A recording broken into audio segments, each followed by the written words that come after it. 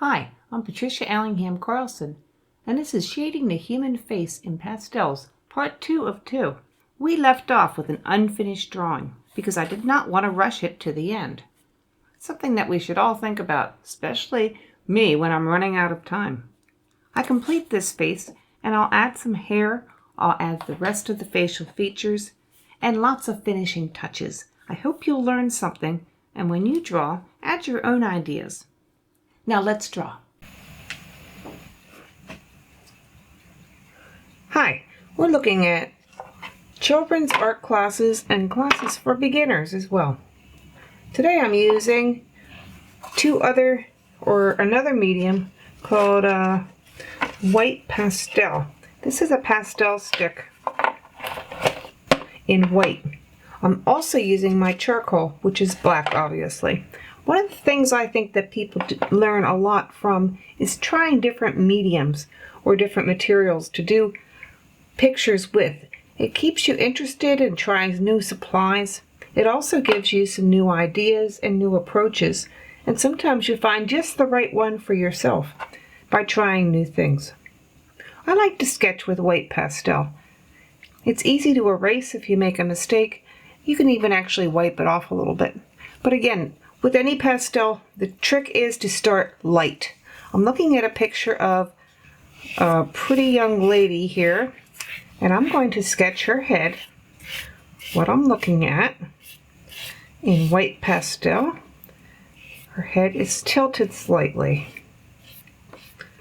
I would encourage you to get a picture that you would like to copy. Put it right in front of yourself and give it a shot. Now, since her head is tilted, I can make a light line along the tilt.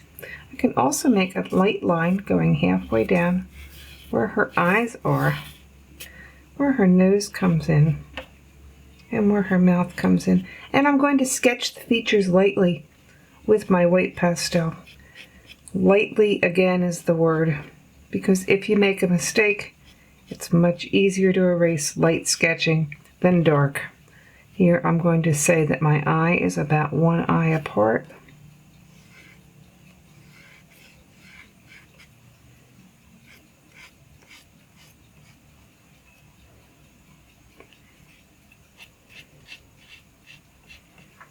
Here's another little trick I didn't give you before. A nose is about as wide as an eye. And you might think that a nose is much thinner than an eye, but it's not. Noses and eyes are roughly the same on many people. Do you remember that trick? You bring down where the iris would be, and that's about where your eye is going to, or your mouth is going to fall. Again, some people's mouths are much wider and some are much narrower. These are just some tricks to try to figure it all out.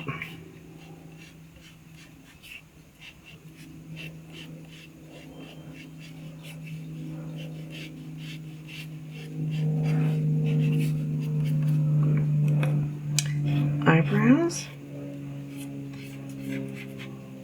and her ears, going between the eyebrow and the bottom of the nose. And here's a basic start. Now I'm going to begin with my darks and marking out where any shadows are on this young lady's face. I'm going to go under the eyebrows, and I'm going to go besides the nose.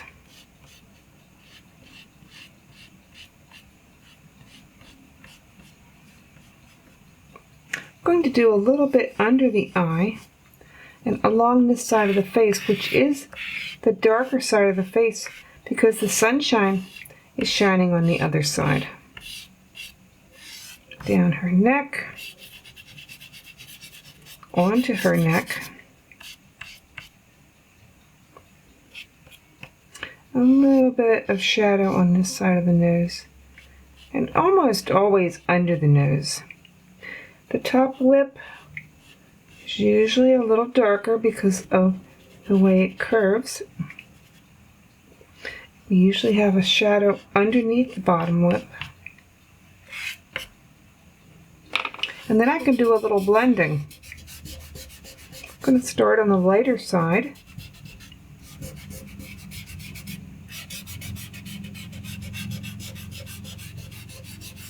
And then move to the darker side.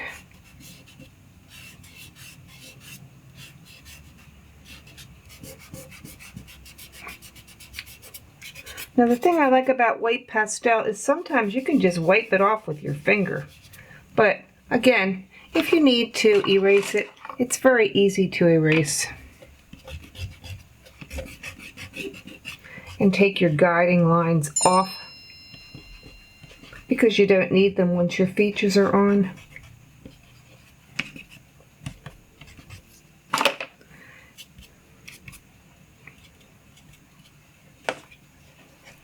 Just as you're using your dark colors to show where the face goes in and has shadows, you use your light colors to show where the face sticks out. I really do like working with the dark charcoal and the white pastel. Generally, our faces stick out the very most right at the nose, and especially right at the tip of the nose. Our noses usually go up a little bit with some lights before they set in with a little bit of dark between them, between the two eyes. Our forehead sticks out a little bit, especially on the sunlight side, and so do our eyebrow ridges. Now if your fingers get too dirty, that damp paper towel to wipe them clean is a big help. Especially when you start to work with the white pastel after using the dark. Of course, you could use the white pastel first. And that would solve a lot of problems too.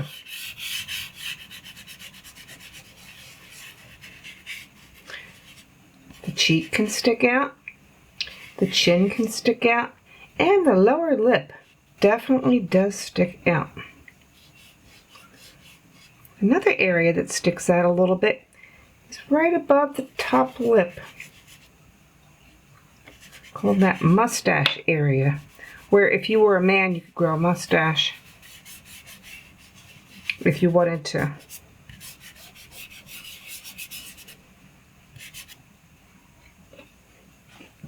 The sunlight could also be caught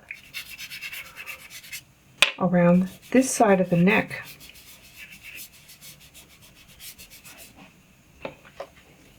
And the face is starting to get some shadows and some lights. These lights are actually called highlights, and we build them up slowly. If it's on the other side of the forehead or on this cheek at all, I'm looking at my photograph, which has the light there a little bit. I start to add a little bit more where it might be a little bit lighter.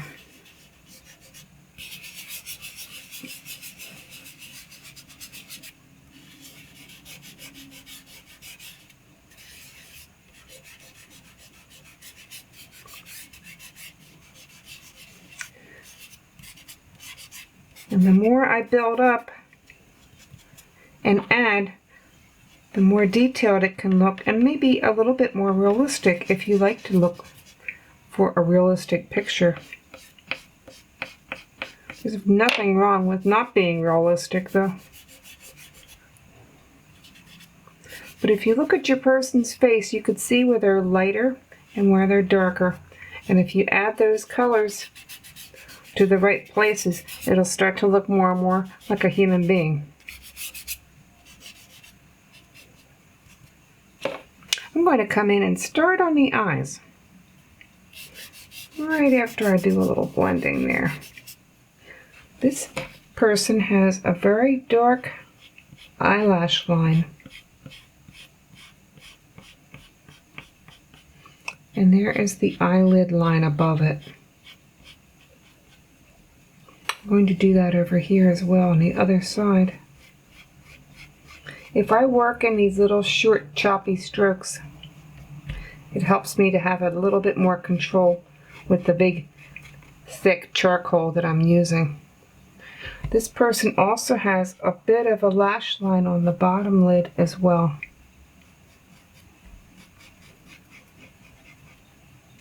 This is where I'm going to stop just for today. Little blending. And when I come back to this picture, I will do some completion.